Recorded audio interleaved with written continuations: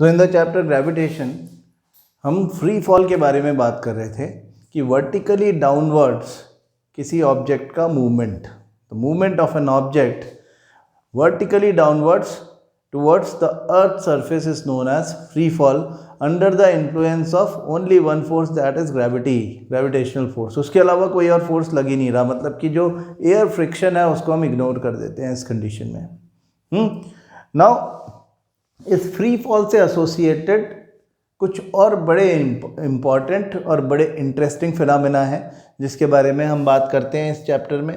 तो न्यूमेरिकल्स हम स्पेसिफिकली, क्योंकि हम रिवीजन की बात कर रहे हैं, तो हम ये भूल ना जाएं कि हमें उनके बारे में भी बात करनी है, उन सब न्यूमेरिकल्स की जो इस तरह से एसोसिएटेड, इस कंसेप्ट से एसोसिएटेड है. मैंने आपको कहा था कि एक तो इस समय आपको इक्वेशंस ऑफ मोशन बिल्कुल क्लियर होनी चाहिए in the context of gravitation, यानी कि एक्सेलरेशन ड्यू टू ग्रेविटी जो है वो एक्सेलरेशन की जगह आएगा. तो first equation v equal to u plus a t के बजाय u प्लस जी टी बोलते हैं हम. This is first equation. Second equation is s equal to u t plus half g t square. कभी कभी ये s h भी हो सकता है. हाँ, अगर डिस्प्लेसमेंट हाइट के बराबर हो तो हम h इक्वल टू s या s की जगह पर h लिख देते हैं. और third equation is v square minus u square equal to 2gS या 2gH भी हो सकता है कभी कभी. व्हेन h एंड s बराबर हो तो आप gH भी लिखते हो. हाँ, हम देखते ही हैं, ये वर्क एनर्जी वगैरह में पढ़ते समय भी हमने देखा था. तो फ्री फॉल के न्यूमेरिकल्स हमसे इस तरह के क्वेश्चंस पूछते हैं, जैसे कि हमें ये पूछा जाता है उसमें कि अगर किसी ऑब्जेक्ट को कुछ इनिशियल वेलोसिटी से ऊपर फेंका तो वो कितना मैक्सिमम हाइट तक जाएगा, है ना. यहीं से अपन शुरुआत कर लेते हैं. समझो एक क्वेश्चन पूछा गया हमसे कि स्टोन, यहाँ पे ध्यान रखना, स्टोन का कोई मास दिया हुआ हो तो भी हमें मास से कोई लेना देना नहीं है, क्योंकि किसी भी इक्वेशन ऑफ मोशन में मास नहीं होता. ना तो एक्सेलरेशन के फॉर्मूला में मास होता है और ना ही यहाँ कहीं मास है. तो इस स्टोन का जो मास है उसका कोई मतलब नहीं है. क्वेश्चन में दिया है तो आपको कंफ्यूज करने के लिए दिया होगा. तो अ stone is thrown vertically upwards with an initial velocity 25 meter per second. Calculate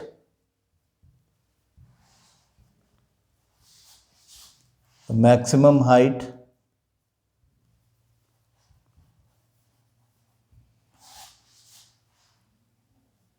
it will reach. Number 2, the time taken to reach maximum height. अब हो सकता है कि हमारी कन्वीनियंस के लिए लिख दिया जाए कि take g equal to 10 meter per second square. अगर ये नहीं दिया हुआ है तो हम 9.8 मीटर पर सेकेंड स्क्वायर ही लेंगे. और टाइम अब इक्वेशंस याद रखनी है. हम गिवन लिखें तो हमेशा ध्यान रखें, दो बातें हमेशा ध्यान रखें कि जब वर्टिकली अपवर्ड्स मूवमेंट होती है तो दो चीज़ें क्वेश्चन में नहीं लिखी हैं तो भी गिवन है. एक तो जो मैक्सिमम हाइट पर पहुंचने के बाद जो वेलोसिटी होती है उसको फाइनल वेलोसिटी बोलते हैं, वो ज़ीरो होती है अपवर्ड मोशन में. v is always zero and g acceleration due to gravity is always negative, minus 9.8 meter per second square. हाँ, या यहाँ पे 10 दिया हुआ है तो minus 10 meter per second square. ऐसा क्यों? क्योंकि when an object is moving in upward direction, it is actually being pulled by the earth towards it. तो इसकी वेलोसिटी कम होती जा रही है और ये रिटार्डेशन है, वो हमेशा नेगेटिव में होता है। इसको और इजी लैंग्वेज में समझें तो ऐसे समझें कि एक्सेलरेशन कोई भी हो उसका formula v minus u upon T है, जिसकी फाइनल वेलोसिटी ज़ीरो हो, उसकी इनिशियल वेलोसिटी ज़्यादा है फाइनल वेलोसिटी से, ऐसा एक्सेलरेशन तो नेगेटिव ही होगा, माइनस में आएगा ना आंसर। तो बस यही बात आपको याद रखनी है। अपवर्ड मोशन रिटार्डेशन है, एक्सेलरेशन है ही नहीं। हम इसको कह रहे हैं एक्सेलरेशन ड्यू टू ग्रेविटी, लेकिन ये नेगेटिव एक्सेलरेशन है ना, रिटार्डेशन ही है ये। तो यहाँ पे ये दो बातें हमेशा याद रखो, सबसे पहले दिमाग में रख लेना, ये तो है ही। बाकी चीज़ें क्वेश्चन में गिवन है, क्वेश्चन में गिवन है कि इनिशियल वेलोसिटी जो है वो 25 मीटर पर सेकेंड है। वो पूछ रहे हैं कि नंबर 1 h क्या है, मैक्सिमम हाइट कितनी है, और दूसरा t क्या है, यहाँ तक पहुँचने में टाइम कितना लगा। तो अब आप देखो, पहले तो h क्या है देखें, तो हमारे पास v है, u है, g है, तो h मतलब s, हम कहते हैं ना s equal to third equation v square minus u square upon 2g, 2a की जगह 2g, तो यहाँ पे s is equal to h। हाँ, सारा डिस्प्लेसमेंट नीचे से लेकर के मैक्सिमम हाइट तक पहुँचने का ही है, तो ये डिस्प्लेसमेंट जो है s दैट इज h। तो v square minus u square, v square की जगह 0 माइनस यू स्क्वायर इज 25 का square 625 upon 2 into g is minus 10। मतलब माइनस 625 अपॉन माइनस 20, तो माइनस से माइनस कैंसिल कर दो और ये आपका हो जाएगा 31.25 है ना, ये हमारा मैक्सिमम हाइट हो जाएगा 31.25 meter is the maximum height. Time भी पूछ रहे हैं, आपके पास v है, u है, g है, तो टाइम तो निकल ही जाएगा फर्स्ट इक्वेशन से, v equal to u plus g t and t equal to, from this t equal to v minus u upon g, है ना। तो v is 0, u is 25 and g is minus 10। तो 0 का तो कोई मतलब ही नहीं है, और माइनस से माइनस कैंसिल, तो 25 अपॉन 10 बच गया, तो ये हो गया 2.5 सेकेंड। उसको मैक्सिमम हाइट तक पहुंचने के लिए 2.5 सेकेंड लगेगा। अब मान लो ये तो आंसर आ गया हमारे पास दोनों। अब हम इसको फ्री फॉल देखते हैं। अब ये पत्थर जब ऊपर गया है 2.5 सेकेंड 2.5 सेकेंड में, वो 31.25 मीटर्स तक पहुंच गया। अब वो वहाँ से नीचे भी गिरेगा, तो उसको नीचे आने में कितना टाइम लगेगा। अब जब वो वापस नीचे आएगा तो हमें क्या क्या पता है ये हम देख लें।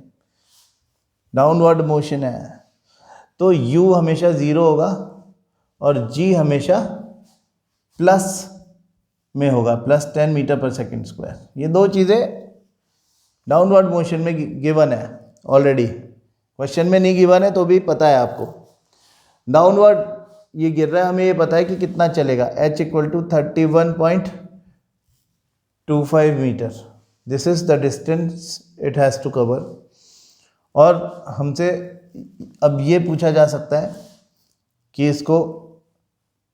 इसकी फाइनल वेलोसिटी कितनी है, just before touching the ground कितनी स्पीड से या कितनी स्पीड से टकराएगा नीचे आने में इसको टाइम कितना लगेगा। बाकी बातें तो पता ही है हमको, इनिशियल वेलोसिटी मतलब 5 चीज़ें होती है ना इक्वेशन ऑफ मोशन में, उनमें से 3 तो पता ही है हमको। तो v निकालना है, तो देखो आपके पास h है, u है, g है, हाँ t नहीं है, तो फर्स्ट और सेकंड इक्वेशन को छोड़ दो क्योंकि उन दोनों में टाइम होता है, थर्ड इक्वेशन में टाइम नहीं होता। तो v square minus u square equal to 2GH। यहाँ पे H और S बराबर है। तो हम U तो ज़ीरो है, तो V equal to root 2GH या अंडर रूट 2 इंटू अभी 10 प्लस का 10 है और H हमारा 31.25 है। 31.25 इंटू 2 इज 62.5 और 62.5 इंटू 10 इज 625। हाँ, तो root 625 is 25, v is 25 meter per second. यानी किसी ऑब्जेक्ट को जिस स्पीड से ऊपर फेंका जाए वो ऊपर जाके जब ज़मीन पे गिरता है तो just before touching the ground उसकी स्पीड उतनी होती है जितनी उसको फेंकते टाइम थी। ये बात हमको यहाँ पे पता चलती है। और उसको ऊपर जाने में जितना टाइम लगता है नीचे आने में कितना टाइम लगता है ये कैलकुलेट करें। t equal to v minus u upon g, where v is 25, u is 0 and g is plus 10। तो 25 अपॉन 10 अगेन 2.5 सेकेंड, मतलब उसे ऊपर जाने में जितना टाइम लगा था उस हाइट से नीचे आने में भी उतना ही टाइम लगता है। ठीक है, तो ये क्वेश्चन आपको बहुत सारे रिलेशन बताता है और इम्पॉर्टेंटली ये आपको बताता है कि how to use the equations of motion in a situation like this in which vertically upward motion and downward motion दोनों आपने बारी बारी से देख लिया। अब एक क्वेश्चन आपकी बुक का ही है। मैंने आपको क्लास में भी करवाया था, जब अपन ऑफलाइन क्लासेस कर रहे थे उस समय क्लास में भी करवाया था। मैं आपको याद दिला देता हूँ, आप अपनी बुक में ढूंढ भी लेना और इसको अपने आप से सॉल्व करके देखना, आपका कर्तव्य है। क्या लिखा है ये देखो, कहाँ गया क्वेश्चन। द अर्थ मून, कौन सा क्वेश्चन था?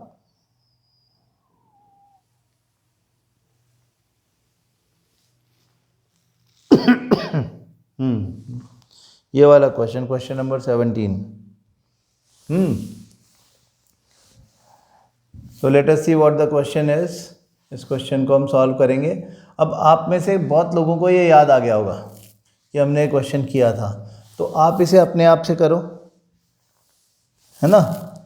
अपने आप से करोगे तो मज़ा आएगा, अटक जाओगे तो भी कोई बात नहीं, अपने आप करो, है ना। अटक जाओगे तो कोई बात नहीं, हमारा कुछ बिगड़ा थोड़ी, मैं कर ही दूंगा ना। आप इसको पॉज कर लेना। क्वेश्चन नंबर 17 है, एनसीईआरटी आपके पास है, नहीं तो पॉज करके भी आपको दिखाई तो दे रहा होगा ना यहाँ क्या लिखा है। क्वेश्चन को देखो। A stone is allowed to fall from the top of a tower 100 meter high and at the same time another stone is projected vertically upwards from the ground with a velocity of 25 meter per second. Calculate when and where the two stones will meet. ठीक है, तो ये question हमने किया हुआ है पहले से। अब पॉज करो और अपने आप से पेन पेपर आप लेके बैठे हो, ऐसा मैं मानता हूँ। अगर नहीं बैठे तो प्लीज़ पेन पेपर लेके ही बैठो मेरी क्लास देखने के लिए। पेरेंट्स अगर सुन रहे हैं तो प्लीज़ मेक श्योर कि बच्चे पेन पेपर लेकर के ही बैठें, नहीं तो कोई फ़ायदा नहीं है सब करने का, ये तो मूवी की तरह से ख़त्म हो जाएगा, है ना। पेन पेपर लेके बैठें और जब जब हम बोलते हैं कि प्रैक्टिस करो, अपने आप से करके देखो, तो वो अपने आप से करके देखें भी, जिससे कि आपको पता चले कि आपको कितना याद है ना। ये सब मैं पहले करवा चुका हूँ।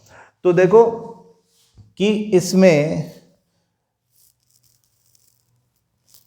सॉल्यूशन कैसे होगा, देखते हैं।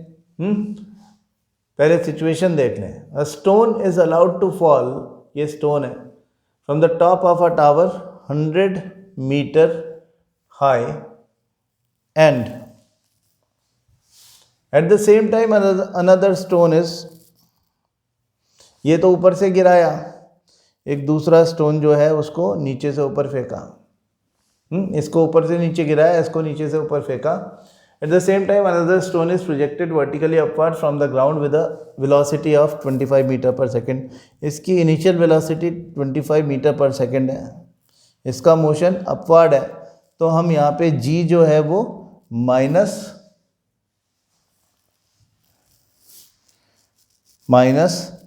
10 मीटर पर सेकेंड स्क्वायर ले लेते हैं। ऊपर से जो गिर रहा है वो फ्री फॉल कर रहा है तो u 0 है और g plus 10 meter per second square ले लेते हैं। ठीक है, अब वो कह रहा है कि calculate when and where the two stones will meet, यानी कि हमको या तो फ्रॉम द ग्राउंड हाइट या फ्रॉम द टॉप कितना डिस्टेंस पर ये दोनों मिलेंगे, है ना। एक सिचुएशन ऐसी होगी जब ये दोनों एक बराबर पोजीशन पे होंगे। तो ये पोजीशन ऊपर से या नीचे से कितनी दूर होगी? हाँ, ऊपर से ये नीचे आया, ये इसका डिस्प्लेसमेंट है, तो ये x कितना है, या अगर ये x है तो ये 100 माइनस x है। हाँ, 100 में से x माइनस कर दो तो ये बचता है 100 माइनस x। तो या तो x या 100 निकल जाएगा तो 100 माइनस x भी निकल जाएगा। 100 मीटर से इसको गिराया हुआ है, दोनों इस पोजीशन पर आकर के एक दूसरे से मिल रहे हैं, तो ये इस पोजीशन तक आने में टाइम कितना लगेगा ये भी पूछा हुआ है हमसे। तो हम क्या करेंगे, इसे सॉल्व करने के लिए हम बारी बारी से दोनों स्टोन्स की बात करेंगे। पहले तो स्टोन नंबर 1 जो ऊपर से नीचे गिर रहा है, जो ऊपर से नीचे गिर रहा है उसका सिचुएशन हमने लिखा है u 0 है, g इतना है। सेकेंड इक्वेशन ऑफ मोशन लगाओ, s जिसको हमने लिखा है इसका डिस्प्लेसमेंट, ये x है। हमको यही निकालना है कि ये कितनी दूर आकर के इसके बराबर होगा, तो हम क्या बोल रहे हैं, s और x equal to second equation ut plus half gt square. अभी x इक्वल टू u तो 0 है तो ut भी 0 होगा, प्लस हाफ g की जगह पे हम 10 ले रहे हैं और t हमें पता ही नहीं है तो t स्क्वायर, ये वैल्यू हमारा आ गया x का 5t स्क्वायर। इस चीज़ को नोट डाउन कर लो, इससे ज़्यादा हम कर ही नहीं सकते तो इसको यहाँ पे छोड़ देते हैं। अब ये ऊपर फेंका जो आपने, उसका इनिशियल वेलोसिटी u ये है, g ये है, और वो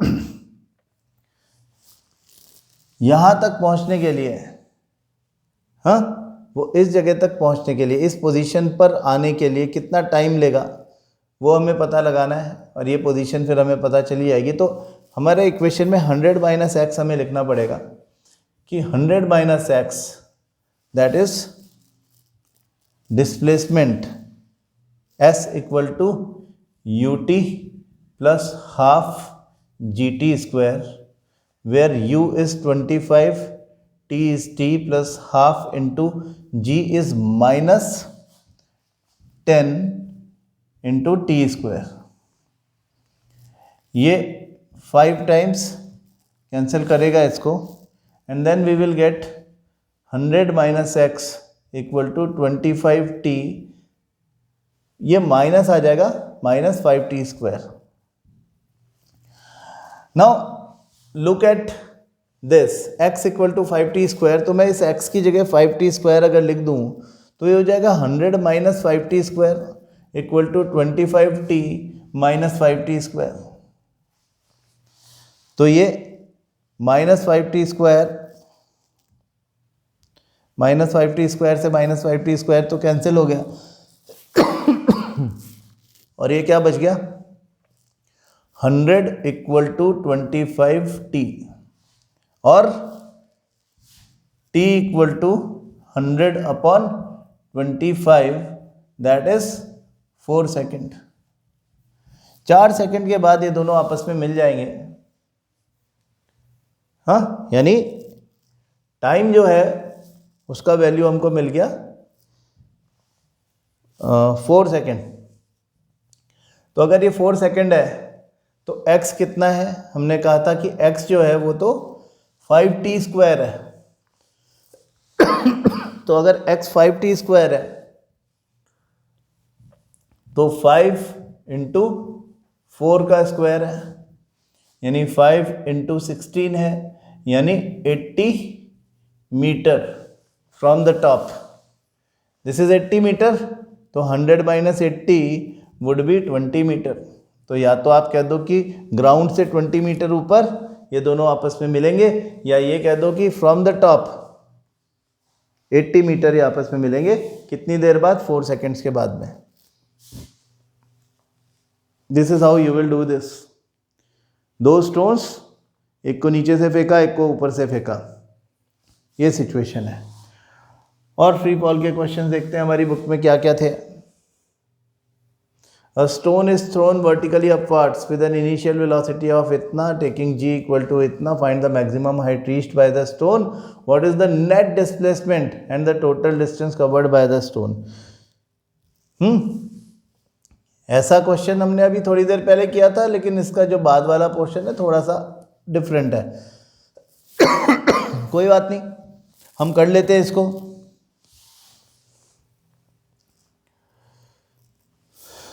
तो इसको यहाँ ले आते हैं और थोड़ा सा इसका साइज बड़ा कर देते हैं। ठीक है, अब आपको ये भी अपने आप से करना है, क्योंकि ऐसा क्वेश्चन अभी थोड़ी देर पहले मैं करवा चुका हूँ। A stone is thrown vertically upwards with an initial velocity of 40 meter per second, taking g equal to 10 meter per second square. Find the maximum height reached by the stone. What is the net displacement and the total distance covered by the stone? तो अगर किसी stone को vertically upwards फेंका गया है तो आप given में कौन सी 2 चीज़ें सबसे पहले लिख लोगे? एक तो final velocity v has to be 0 and the value of g will be taken as negative. ये हमको दिया हुआ 10 मीटर पर सेकेंड स्क्वायर, लेकिन हम लिखेंगे -10 meter per second square. Initial velocity is given 40 meter per second. वो कह रहे हैं कि find the maximum height reached by the stone. Maximum height है तभी v 0 है, ध्यान रखना। तो थर्ड इक्वेशन से निकलेगा ना, h equal to v square minus u square upon 2g, where v square is 0 minus u square यानी 40 का स्क्वायर, यानी 40 इंटू 40 अपॉन 2 इंटू -10। तो ये हो गया -1600 अपॉन -20, माइनस से माइनस कैंसिल, ये हो गया आपका 80 क्या मीटर। मैक्सिमम हाइट 80 मीटर तक जाएगा। नेट डिस्प्लेसमेंट ऊपर गया 80 मीटर, तो नीचे भी 80 मीटर ही आएगा, तो नेट डिस्प्लेसमेंट विल बी 0। कोई चीज़ ऊपर फेंकी वापस नीचे आ गई तो अपनी इनिशियल पोजीशन पर वापस आ गई। डिस्प्लेसमेंट का डेफिनेशन हमने मोशन चैप्टर में सीखा था।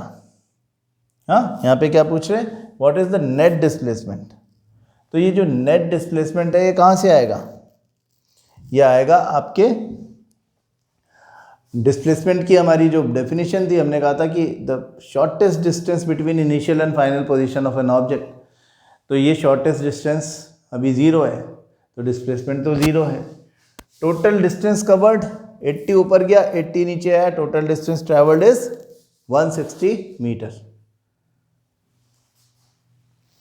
इजी है। चलो एक और करते हैं। ये देखो 13,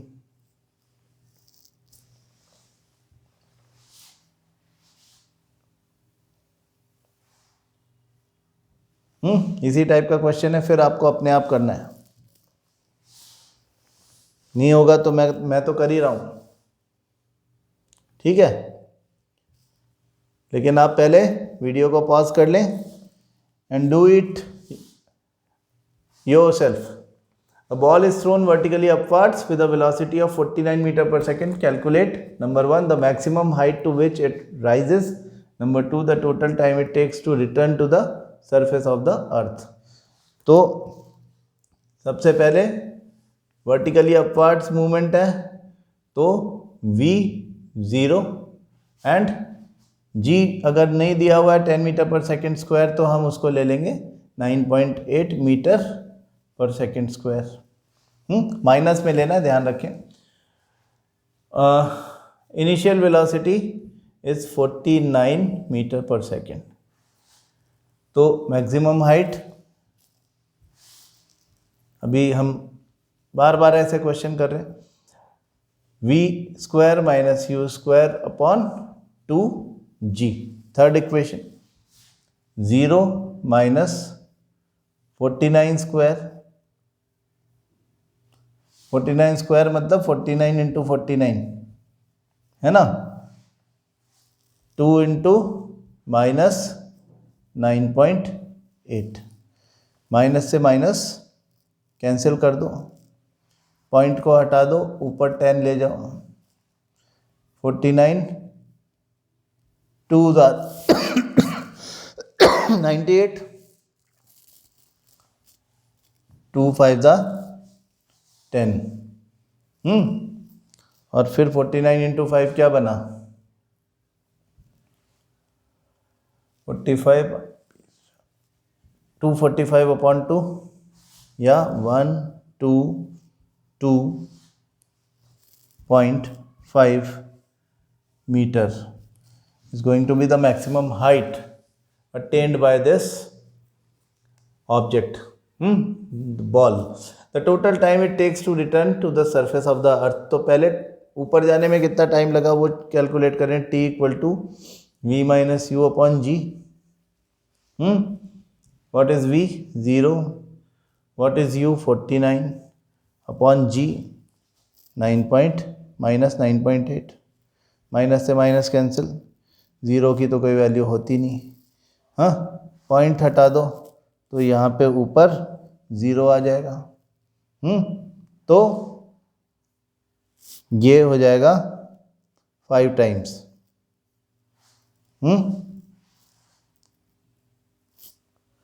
5 टाइम्स 5 सेकेंड लगेगा ऊपर जाने में।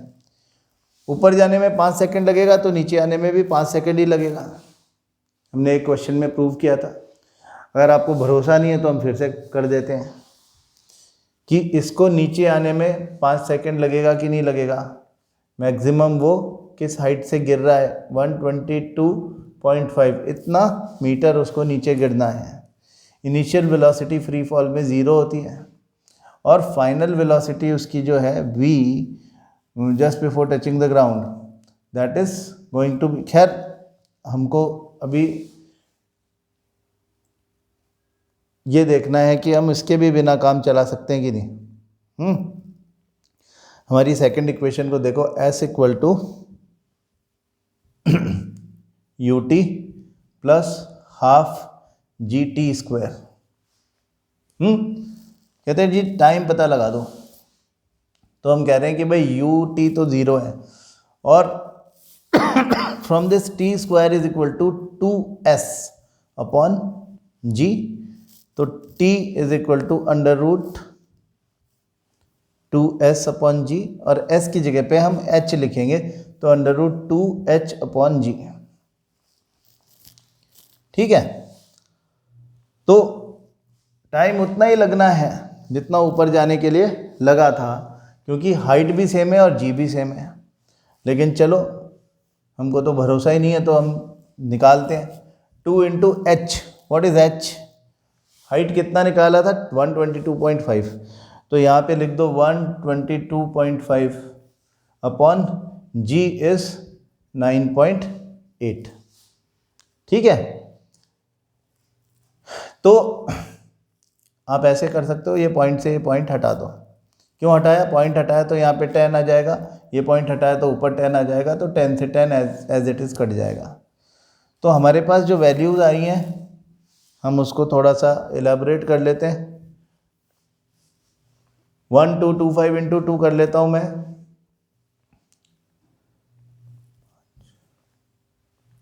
2450 एंड 98। तो 2450 अपॉन 98 जो है वो आप कैंसिल आउट करोगे तो 25 आएगा। कैलकुलेटर से मैं आपको दिखा देता हूँ। 2450 divided by 98 is equal to 25। ठीक है, 25 भी आया है तो अंडर रूट 25 कितना बना 5, रूट 25 इज 5, तो 5 सेकेंड टाइम लगेगा नीचे गिरने में। हम यही कह रहे थे। T equal to 2h upon g जो टाइम का फॉर्मूला है वो हमको बताता है कि जितनी हाइट है ऊपर जाने में नीचे भी उतना ही आएगा, displacement is the same, g is not going to change. तो when h and g both are the same then t is always equal. नीचे से ऊपर जाने में जितना टाइम लगा ऊपर से नीचे आने में भी उतना ही टाइम लगेगा। अगर आप ये क्वेश्चंस ठीक ठीक से कर पा रहे हो तो इसका मतलब आपको इस पर्टिकुलर फ्री फॉल के क्वेश्चंस में अच्छी कमांड आ गई हुई है। अब हम आगे मास एंड वेट के बारे में कंपैरिजन करेंगे कल की क्लास में, और फिर उससे रिलेटेड क्वेश्चंस भी करेंगे।